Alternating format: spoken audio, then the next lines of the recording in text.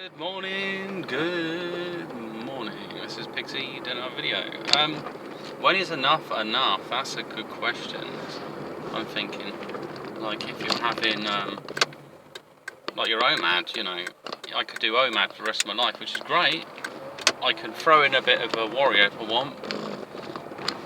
And then I have to look at the long-term benefits for doing that.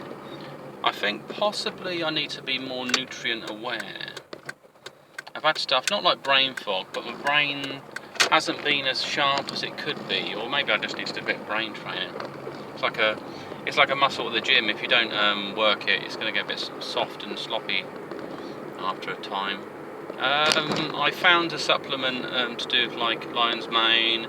It's a mixture. It's a cotton mushroom complex. So it's got turkey tail. It's got some other things in it. And that seems to be okay. So yeah, sure. That's what I probably need to do. Just boost the brain power a bit. I've noticed there's some sort of bit of lag in my brain of recent. It's been around communication actually. Things like writing. I know that word, but why isn't it not write it so much? And I want to write it correctly, so I generate a bit of my own internal stress. What's going on here? And then there's another question: is have I pushed things a little bit too far? And I think, nah, it's all right. Stuff like the cold baths, though. The thing is, the cold baths. I'm getting a cold bath and not really. I mean, it does burn calories, but I'm not shivering. I'm sitting in there for a bit, and I'm laid down in a cold bath, and I think, well, this is not so cold.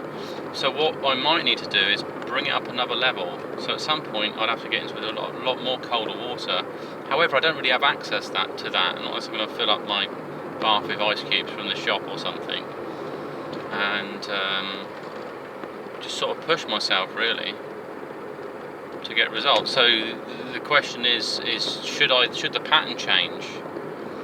A bit like you know, if I'm doing OMAD, which is great, but if there's something different in a particular day, like let's say I'm recovering from a sickness, should I alter that OMAD maybe to a warrior? Or maybe I should go on a longer fast, depending on what's wrong with me. If I had a stomach bug, I probably would just flush it out. And there's something else like interesting to talk about is dialysis. We think about when we drink fluid that it's just going to be flushing through our system and we're going to wee it out. And actually no, what we do is we hold on to it because it works in conjunction, I guess, with our salts and our cells. It's like our internal plumbing, that's what it is. And yeah, I was coming across a gent yesterday, and he told me about his dialysis. But after his dialysis, he doesn't pee for 2 days. And I said, well, to be honest, I'd probably drink more than I actually pee anyway. And he said about, well, some of it could be. Actually, probably another client said about sweating it out. It's warmer the weather, but I don't know how much we actually sweat out. I'd have to do some bit of research on some stuff. So I think when my brain is starting to fire up a bit more, I'm just going to have to stick more supplements that bring around some neurogenesis. It could be that I have done some fasts and not really pushed it too far, or some other issues as well, like dry fasting isn't always so great. And drinking at night as well. You don't always get up to have a big wee at night. Depends on the weather as well. Because sometimes if you go to sleep and you're not quite hydrated enough, you might find you wake up with a stiff neck, and that stiff neck leads on to other problems like headachy and stuff like that. So yeah, it's just work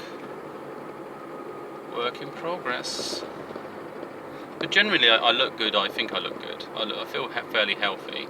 I do want to improve some stuff a bit more.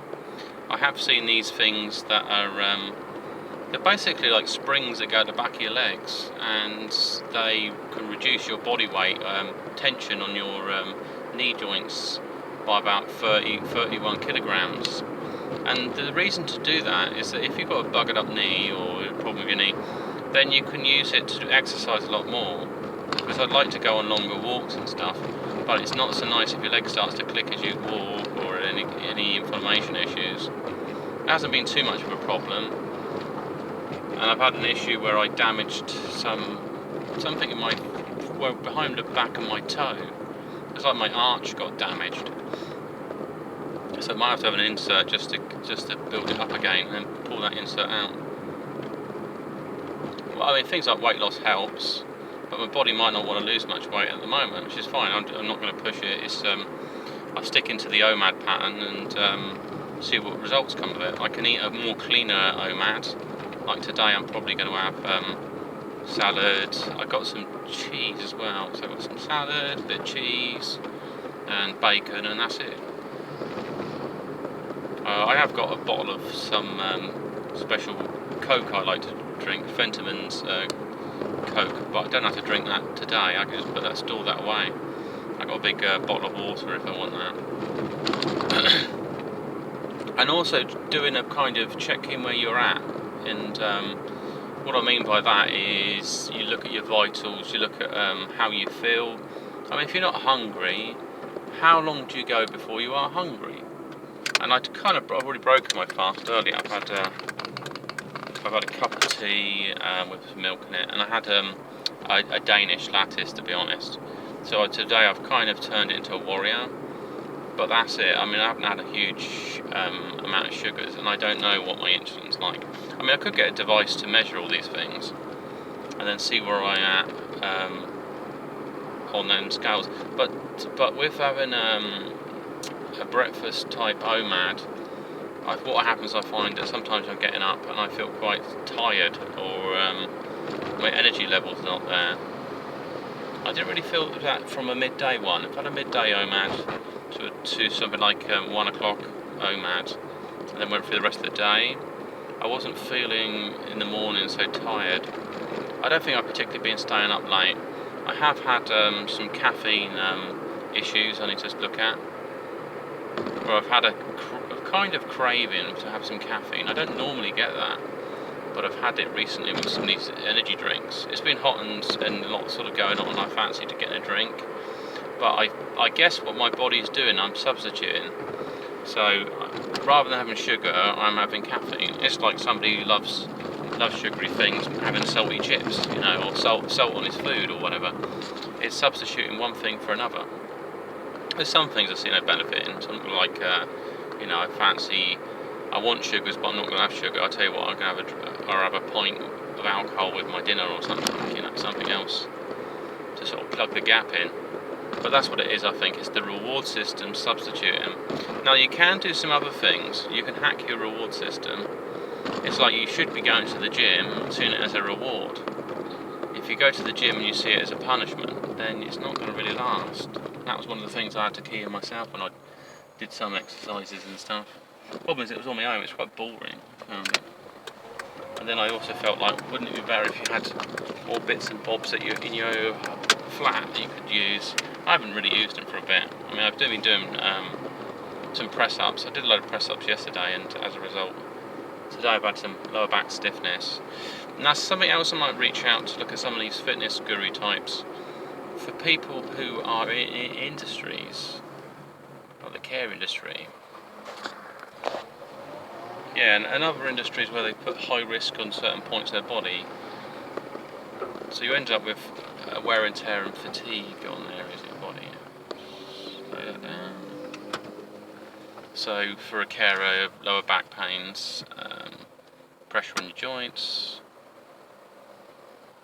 Oh, that's nice of you. Pressure on your joints, knee joints, ankle injuries, things because you're moving people, and they're you're using your sort of balance, you're using your skeletal muscles to control them as well, because you hold their weight and their weight won't fluctuate, so you suddenly got to move quickly on it. And so I want to build up the strength in the lower back, but it's a bit difficult because there's a lot of twisting and pulling and other things. And even if they're at a really low level, they're there. It's like today I had a client and he was a bit wobbly on his legs, so I had to move quickly to make sure he didn't fall over. But that initial response, adrenaline, everything else going on, it's has mixed results. But I've had a bit of ache because I was doing these bath press ups and I just blasted it more. I think I did about 40.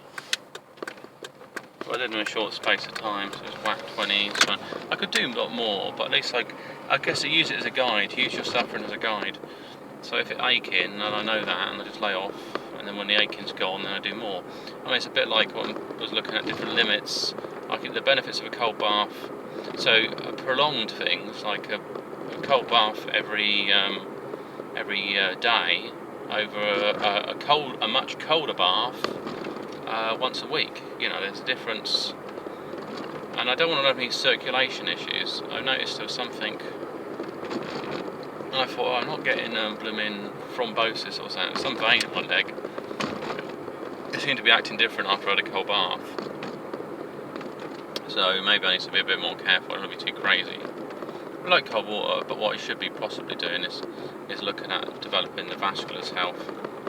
And that might be, like I say, better inserts in my shoes, maybe some joint support. If that thing works well, then I could push my exercise level up.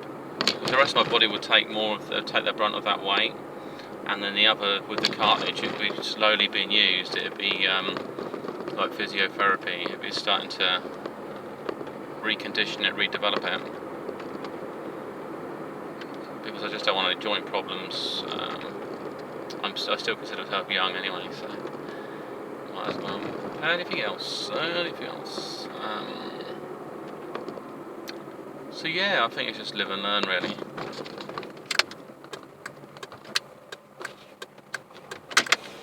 Probably most important.